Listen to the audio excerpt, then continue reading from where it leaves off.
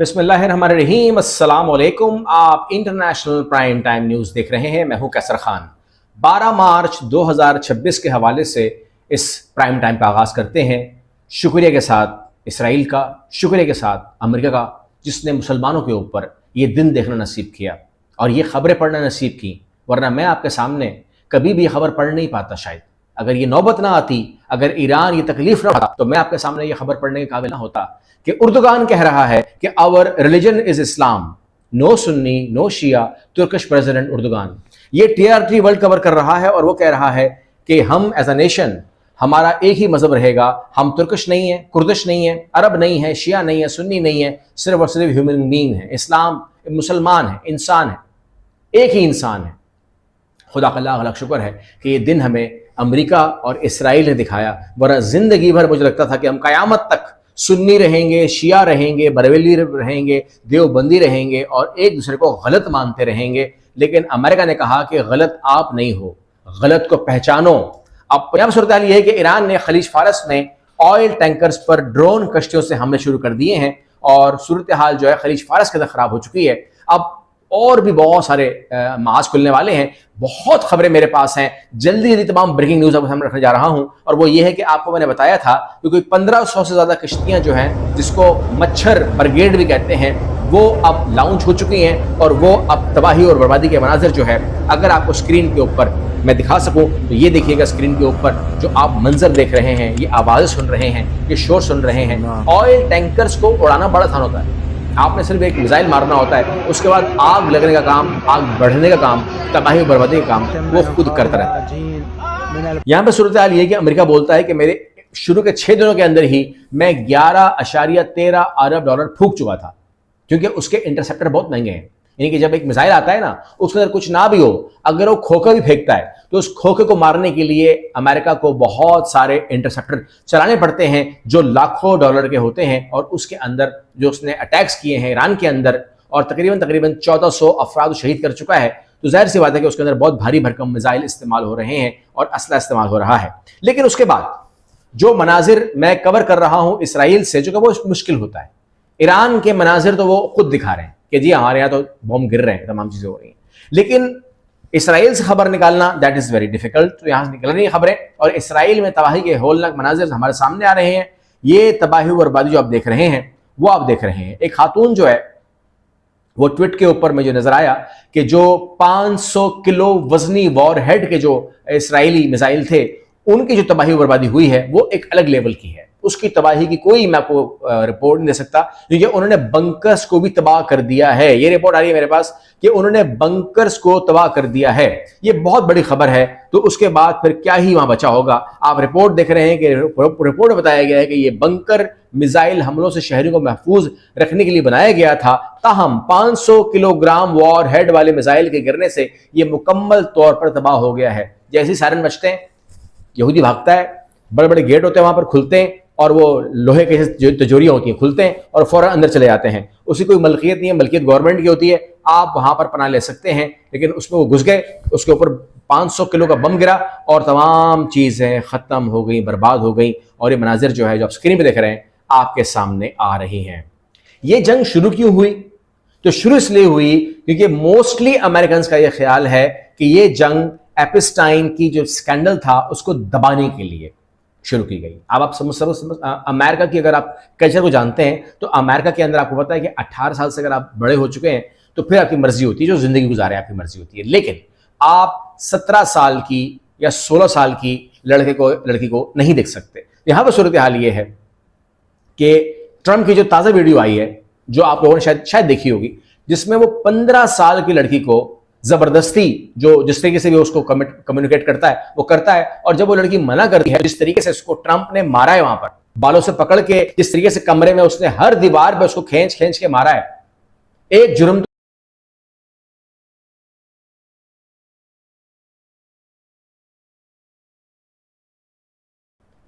तो यह है कि वो लड़की अगवा हुई है। दूसरा जुर्म यह है कि आप उसको मार रहे हो। तीसरा जुर्म यह साबित हो जाएगा कि वो अंडर एज है, 15 साल की है। चौथा जुर्म यह है कि अगर इस वीडियो की फोरेंसिक होगी तो वो रिपोर्ट असली आएगी। आप कहां बचोगे?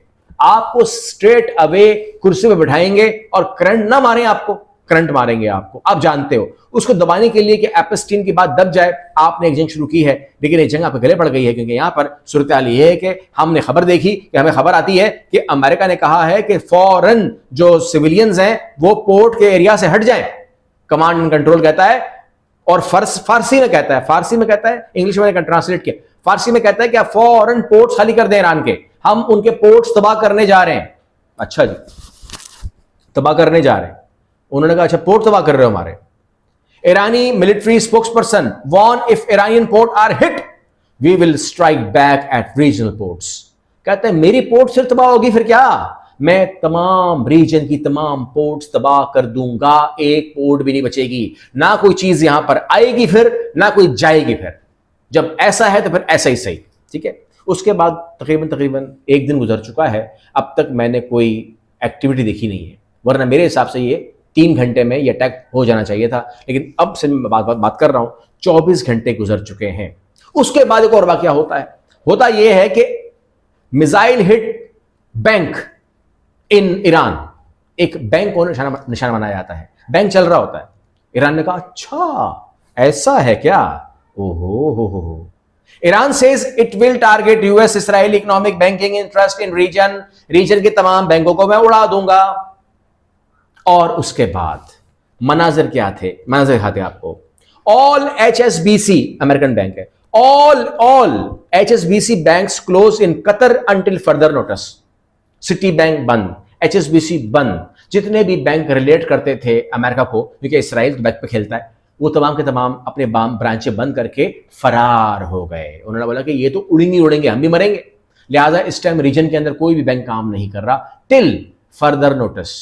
टिट फॉर टैट है यार, यहां पर टिट फॉर टैट है। अगर आप ईरान को बोलोगे तो रिपोर्ट उड़ाऊंगा, वो तुम्हारी पोर्ट उड़ाएगा, तुम उसके बैंक उड़ाओगे, वो तुम्हारी बैंक उड़ाएगा। तैयारी आपकी भी पुरानी है, तैयारी उसकी भी पुरानी है। आप भी वेट कर रहे हो कि जब से रिपोर्ट बनी है कि मैंने मारना है ईरान को, 7 मुल्कों को, उस दिन से वो तय करके बैठा हुआ था कि आओ उड़ाओ मुझे, ताकि तुमको बताया जाए कि मैंने तुम्हारा हाल करना क्या है। यहां पर आप लिखिएगा, इसराइली की बात कर रहा हूं। द रेजिडेंट ऑफ किरियात शमोन के बारे में आपने काफी सुना होगा। किरियात शमोन के ऊपर अक्सर जो है ना, वो जो हिजबुल्ला है वो अटैक करता रहता है, इसराइल का जो इलाका है। One of the Israeli most war turn down, begging the government to end the war, begging the government. ये हमारे हाथ देख रहे हो, इसराइली कह रहा है अपने हुकूमत से, ये हमारे हाथ देख रहे हो, हिजबुल्ला के सामने माफी मांग लो, वॉर विद हिजबुल्ला से माफी मांग लो, रुकवा दो ये वॉर हमारी, खुदा का वास्ता है।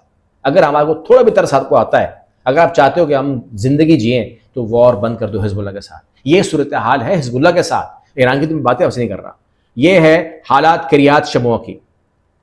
यहां पर आप देख रहे हैं कि जो सूरत हाल, बल्कि मैं आपको ये खबर देता हूं, ये खबर बड़ी है, मैं आपको ये खबर देता हूं, लेकिन यहां आपको मैं इन्फॉर्म कर दूं कि Iranian strike damage at least 17 US sites across middle east. पूरे मिडल ईस्ट में 17 ठिकाने तबाह कर चुका है। ये कभी तबाह ना होते, यानी कि अब तक मैं समझता रहा कि अमेरिका ने ठिकाने बनाए हैं, अपने अड्डे बनाए हैं, और वो हिफाजत करेंगे मिडल ईस्ट की, ये अज्यूम था।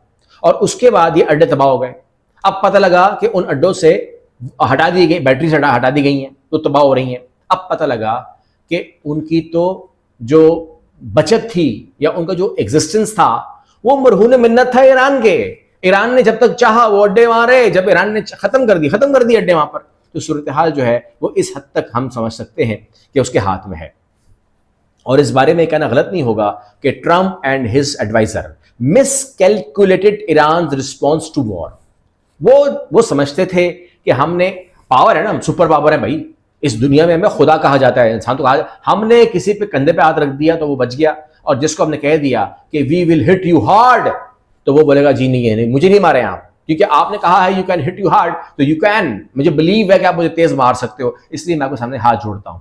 मैंने कहा ना कि बहुत सारे सॉफ्ट जो है ना, सॉफ्ट उन्होंने गवर्नमेंट्स को कैप्चर किया हुआ है, कब्जा किया हुआ है मुमालिक के ऊपर, तो वो कैलकुलेट नहीं कर सके कि कितना हार्ड वो हमको मारेगा। उसको नहीं पता था कि पूरे का पूरा मिडल ईस्ट मेरे हाथ से निकल जाएगा। उसको नहीं पता था कि सिर्फ और सिर्फ इसराइल शायद, वो भी शायद है, कंडीशनल है, पता नहीं बचे नहीं बचे, शायद एक इसराइली अड्डा रह जाए अमेरिका के पास, और कोई अड्डा बचेगा नहीं इस रीजन के अंदर, और शायद वहां से इसराइल भी कह दे कि आप जाएं यार, हम सर झुकाकर जी लेंगे यहाँ पर, लेकिन हम अब लड़ेंगे नहीं यहाँ पर, क्योंकि आने वाले वक्त में और तकलीफों का इजाफा मैं देख रहा हूँ। हो सकता है, यानी कि हो सकता है।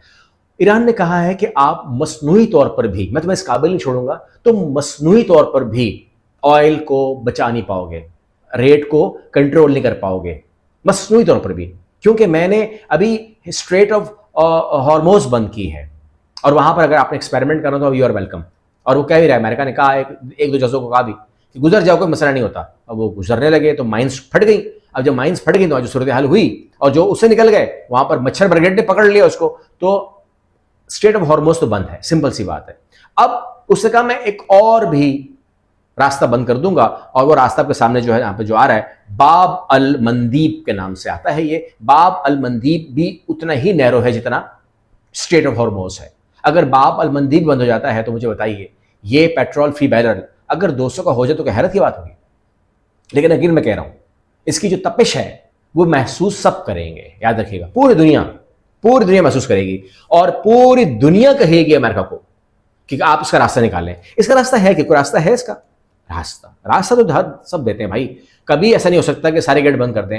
ईरान ने भी सारे गेट थोड़ी बंद किए हैं। ईरान ने क्या किया कि, बल्कि अमेरिका ने ये किया होगा पहले, कि उन्होंने रीच आउट किया होगा यूएई को कि आप ईरान से बात करें, सऊदी अरब से कहा होगा आप बात करें, उन्होंने बहुत सारे, ओमान से कहा होगा, कतर से खासतौर कहा होगा कि आप बात करें, हम जंग खत्म करना चाह रहे हैं, जंग को क्यों लंबा कर रहा है, दुनिया परेशान हो रही है। तो ईरान ने उनसे कहा होगा कि आपकी बातचीत में मैं बैठा भी, और मेरी बातचीत फेल हुई पास हुई आपके सामने है, और ओमान के अंदर मैं बैठा हुआ था, मुझे आपने कल कहा कल आओ फाइनल बात करेंगे, उसके बाद फैसला करेंगे। मैंने आपसे कहा कि मैं एटम बम नहीं बनाऊंगा, मुझसे लिख के ले लो। मैंने आपसे कहा कि मुझे बिजली बनाने के लिए कुछ ना कुछ वसाइल छोड़ दीजिए। मैंने कहा मेरे से पाबंदियां हटा दीजिए, मेरी आवाम परेशान है। मैंने आपसे कहा कि मुझे भी अपने राइट्स जीने का हक है। आपने कहा कल बात करेंगे। कल आपने क्या किया? बमबारी कर दी मुझ पे। यहां पर आप खबर देखिएगा, प्रेसिडेंट कहते हैं talking to leader of Russia and Pakistan. अब उनसे तो बात नहीं होगी ना, वो तो फेल हो गए सारे के सारे। अब पाकिस्तान और रशिया ने अप्रोच किया होगा, यही मैं अज्यूम कर रहा हूं। पाकिस्तान ने कहा होगा कि यार अमेरिका बोल रहा है कि जंग को खत्म करते हैं, तो किसी किनारे लगाते हैं इसको, बस करें, हम भी परेशान हैं। उसने सुना होगा। और रशिया ने भी कहा होगा कि यार बहुत ज्यादा नुकसान पहुंच रहा है, तो आप अगर हो सके तो मान लें। रशिया ने कम कहा होगा, पाकिस्तान ने ज्यादा कहा होगा, क्योंकि पाकिस्तान ज्यादा करीब है यूएसए के।